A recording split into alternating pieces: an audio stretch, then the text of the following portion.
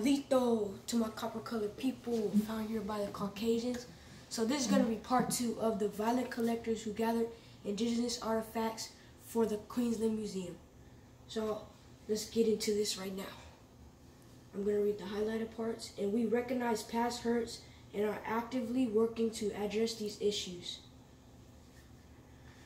Aboriginals and Torres Strait Islanders' ancestral remains, burial goods, and secret or sacred objects were acquired without consent or due regard to traditional lore and custom.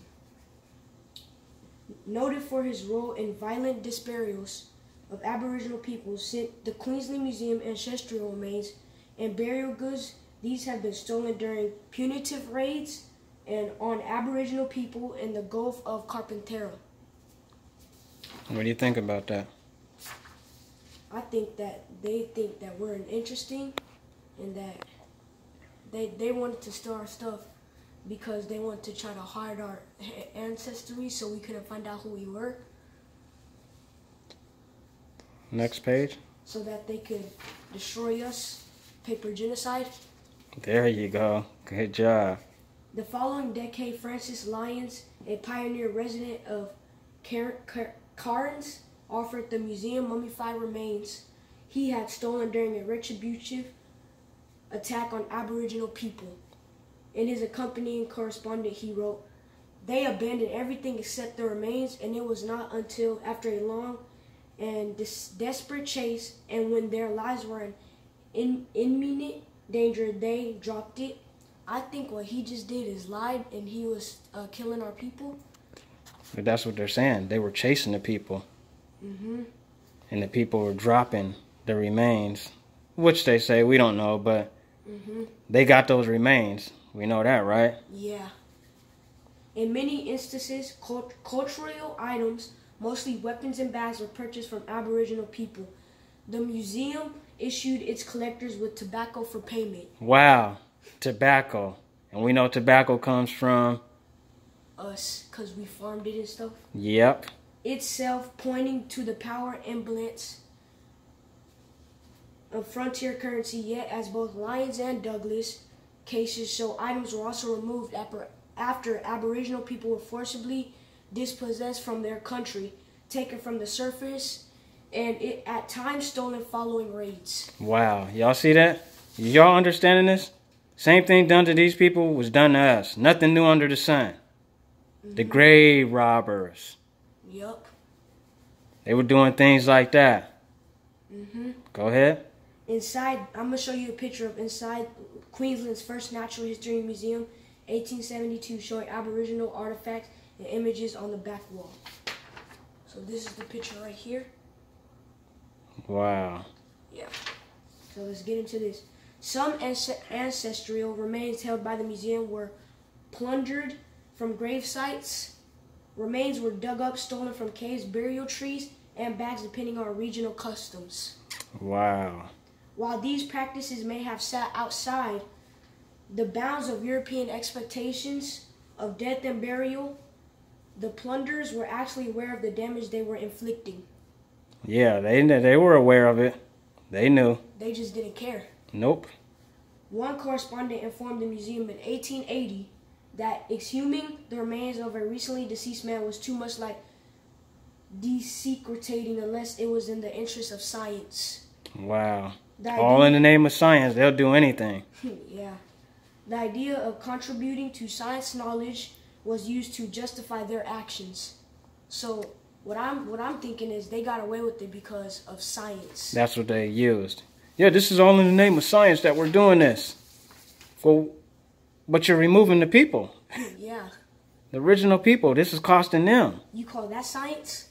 But it's all trickery. Just to get the land. So let's get into this next page. Remains were also plundered from massacre sites, often decades after the event, as well as former mission sites, sent to the museum with the sanctioning of the police and protectors. Remains were also taken from regional hospitals. Wow. At times with the approval of the chief protector. Lowest of the lows. The chief protector supposed to be protecting. Remains were The government agent responsible for Aboriginal people, rogue doctors stole others from post-mortem rooms. Rogue doctors. Anybody do anything for a buck. It's like our people. Sell our own people out for a buck. Yeah. The knockoffs should do it. Hey, their platform has got all these views and it's taking money from us, so we got to sabotage them. In 1885, for example, the remains of South Sea Island laborers were sent from the Polynesian hospital in Mackay with specific instructions to make them look a little ancient. Make them look a little ancient. Yup. The emergency of racial science. Racial science.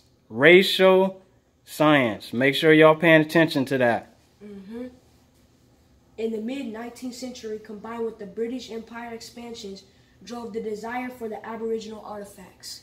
Drove the desire for them Aboriginal artifacts. So they really wanted our artifacts.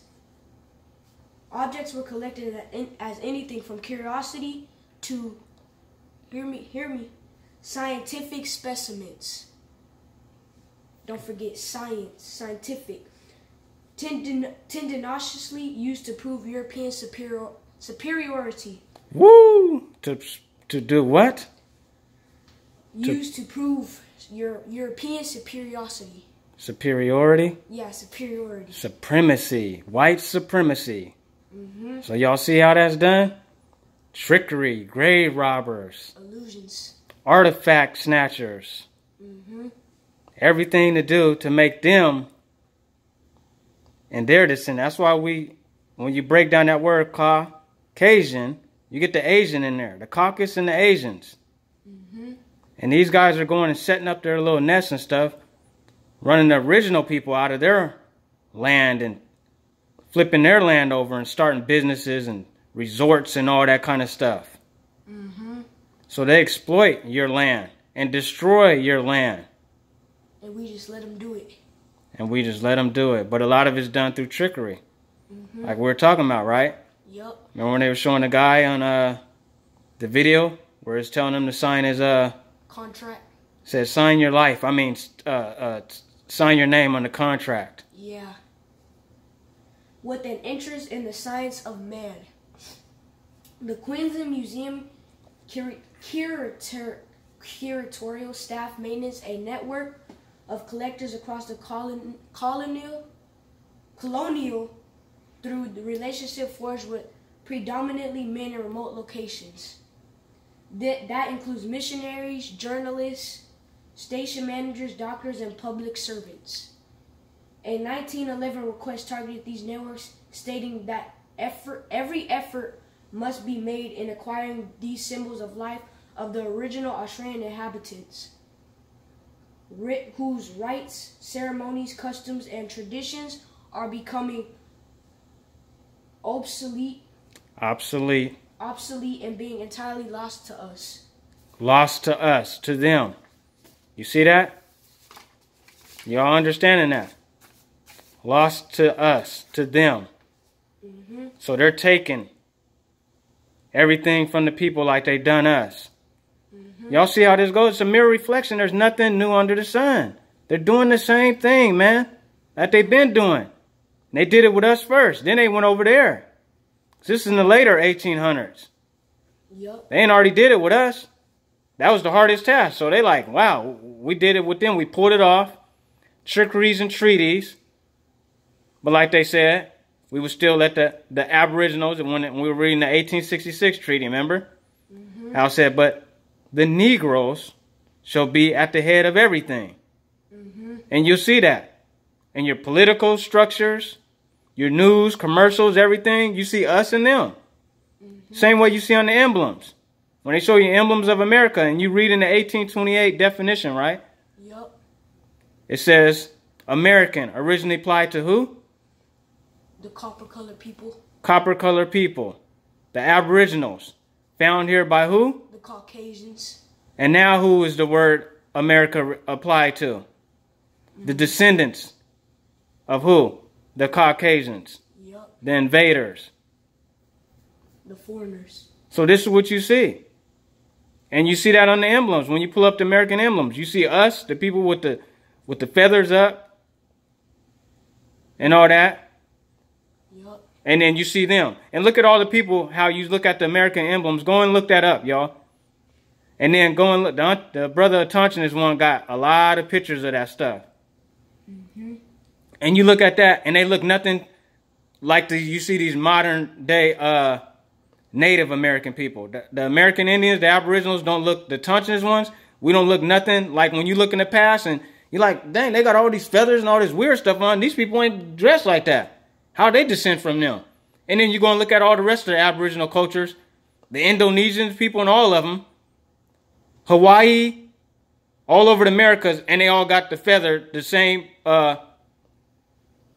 feather crown on and all that. They ain't got all these eagle feathers and all that stuff on. And so we got to get out of this mix too that they've given us. They got you guys chasing this narrative of these knockoff, the newcomer Native Americans. And y'all dressing and trying to attach yourself to them. When we wear this stuff, it's to get our people to think. And when we wearing it out in public, they talk to us. Mm-hmm. However, the most profitable collectors were the government agents regulating Aboriginal people's lives. Regulating Aboriginal people's lives. For example, from the 1870s, the police channeled material and information to the museum.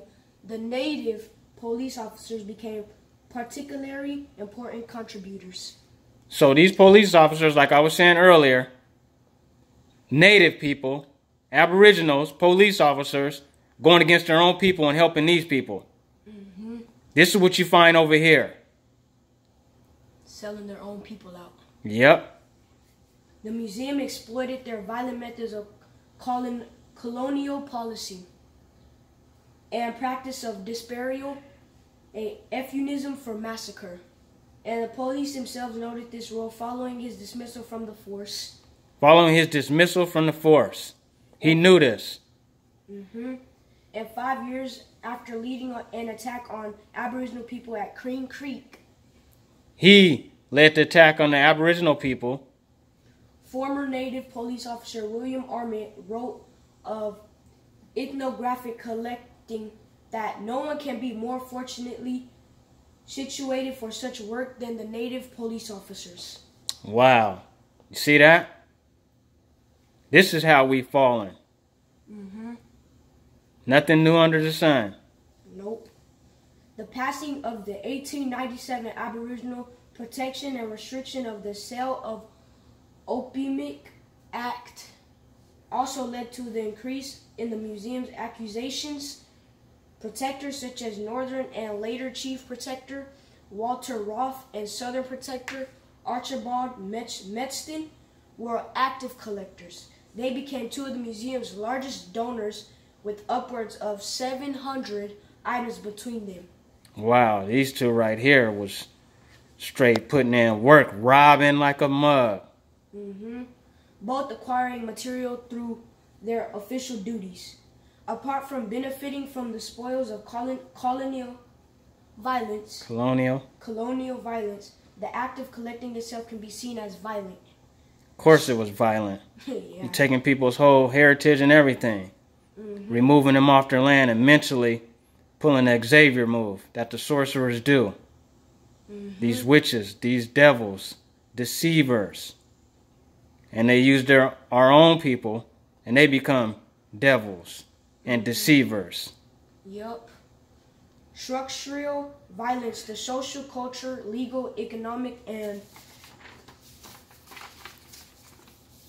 politic structures that marginalized groups does not only cause physical harm, it also inflicts damage on their mind and spirit. There we go.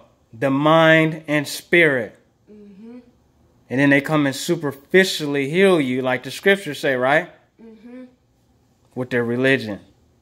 My people have been superficially healed. Mm-hmm. It's like putting a bullet wound, a band-aid on a bullet wound. Mm-hmm. Collectors knew that taking ancestral remains from burial places would cause harm. Indeed, one collector noted, "I feel repugnance to hurt their feelings willingly." Wow. To hurt their feelings willingly. While procurement may have been void of direct violence, waiting for an old man to die in order to send his body to the museum, as in one case in 1915, was a malevolent act of indirect violence. Wow. You guys reading, you guys understanding this, what's going on? I hope you guys is paying attention, man. Because this all reflects back to what was done to you here. You guys act like it'd be something new. Like, how did they... It's going on right there. It's going on here. Same thing. Same thing with the Australians. Look at who's the ones now. They give you the Crocodile Dundees, the blonde-haired, blue-eyed people. Saying they're the Australians. And the Aboriginals, Australians are pushing the back. Same thing they done with us. But if you notice, look at every commercial and everything. Look at every commercial from any time the TV was created. You're going to see two people, and this is what the struggle of this land is for. The originals, the Aboriginals, and then you have the invaders. You're going to see it in every movie. They show you every interracial, everything is of our people and them. This is what the struggle is over this land. Now we waking up and we know this. They push 3 things on TV, majority. What is that? Interracial, right? All the shows that you used to watch. Biracial. And then they push what? Homosexuality. Which when the scriptures say goes against nature.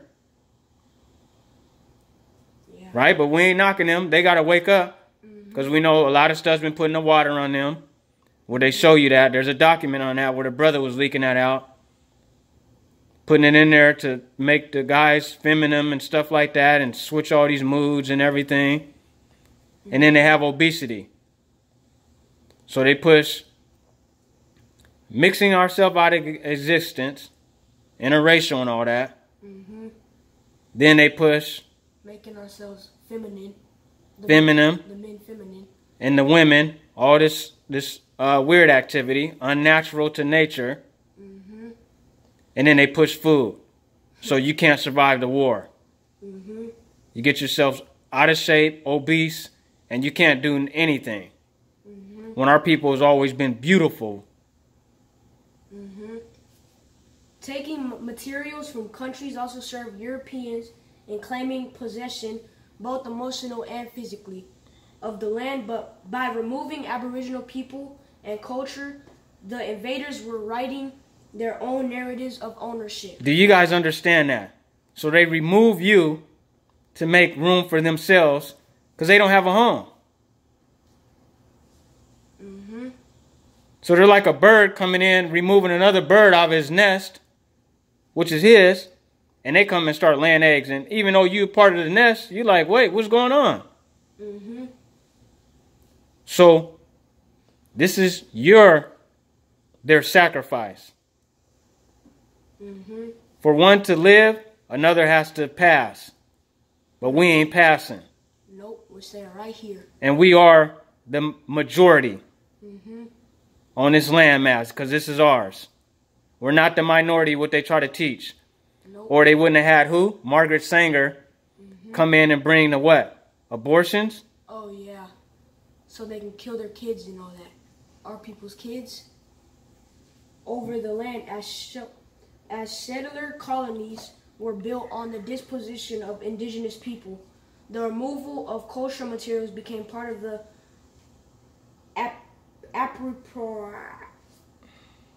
appropriation of land. There you go. Appropriation of land. The article was originally published on The Conversation. Read the original article. PRI take a global approach to the news of the day. We hope you understand how what happens around the world matters in Washington. Happens around the what? World. This is what happens around the world, people. Not just in Australia or Polynesian, what it was saying, in the islands. Around the world. So our people are around the world. All right, now go into them guys. Read that one. These 4 Europeans are the first Pan-Africanists, the first Afrocentric. They are responsible for creating the out of Africa and hominin ape theories. So The hominoid ape theories. So these are the guys.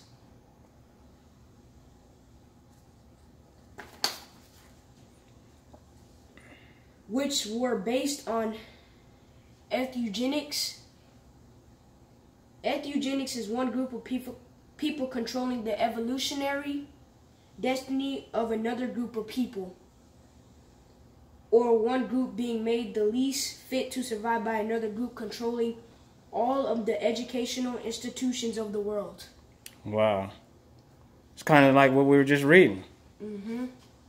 But that's them, the originals over here. Yeah. The original tricksters, grave robbers.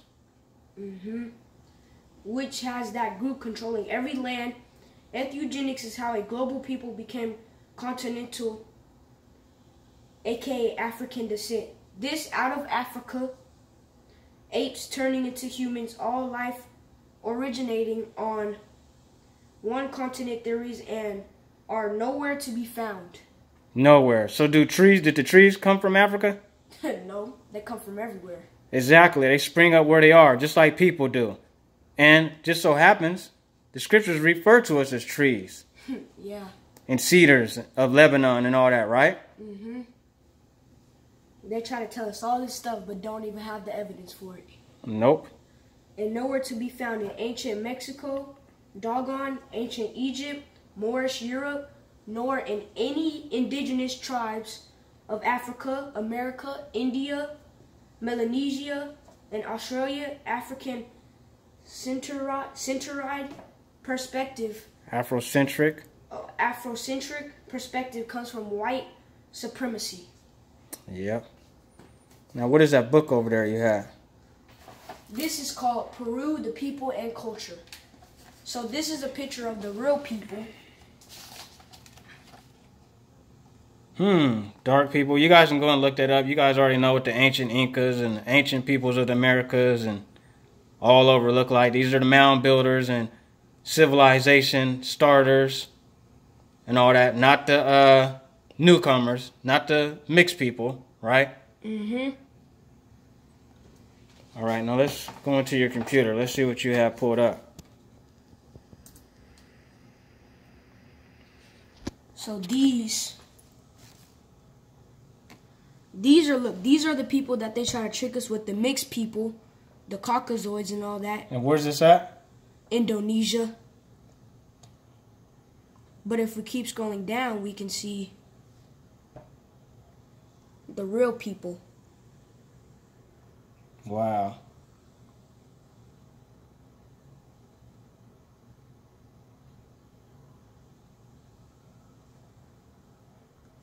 The real people.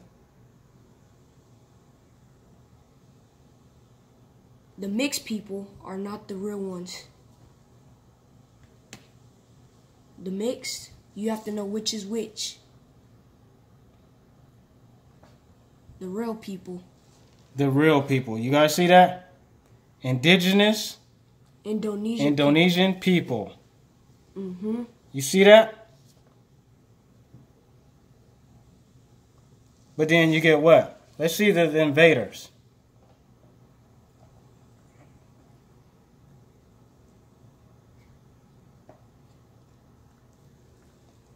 Here's where you get your Asians, Caucasians, cauc-asians. These two unnatural people. Now show them what we looked at before, where you start seeing the mixture.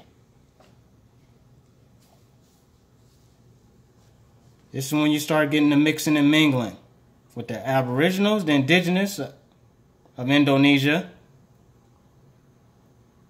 With these ones you see at the top, those Asian looking ones.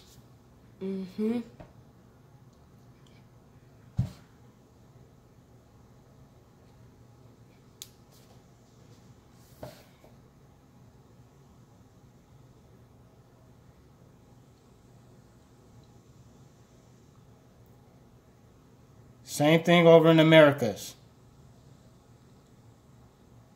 These are the people they give you now. And they push the real ones in the back. Same way they give you the Native Americans today. Push the Aboriginals in the back. Yup.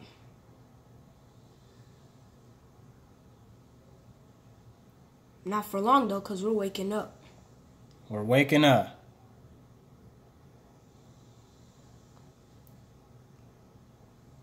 Go back up.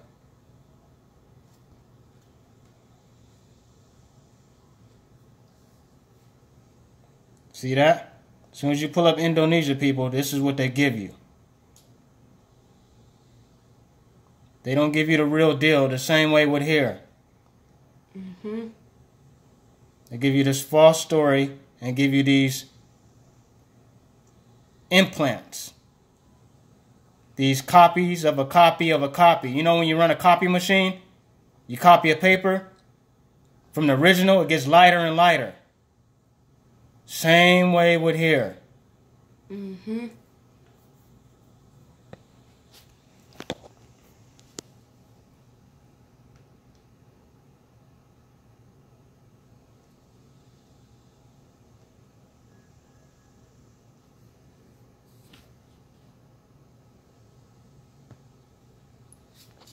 The real people. See how that happens, y'all?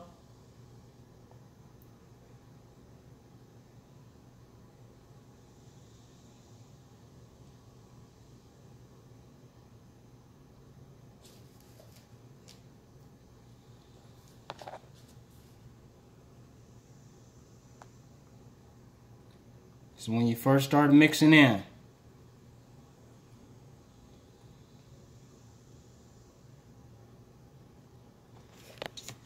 pull it out.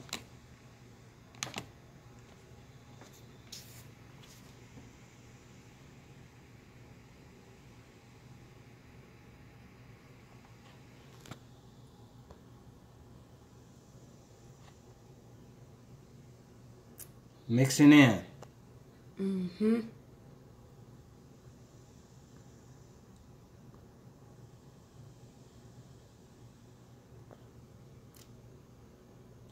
Aboriginal.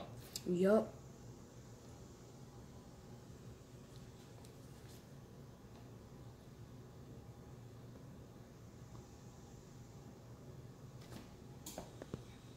Knockoffs.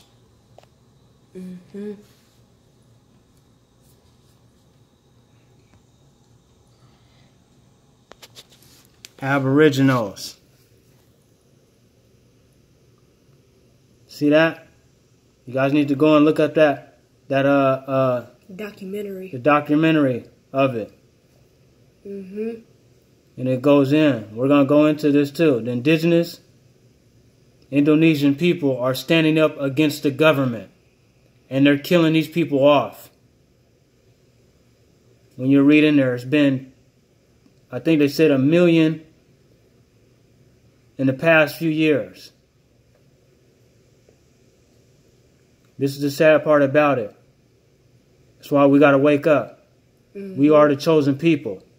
Yeah. And we got to start protecting the rest of the chosen people.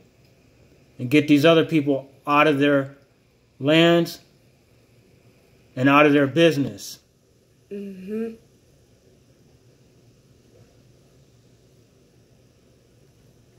guys understand that?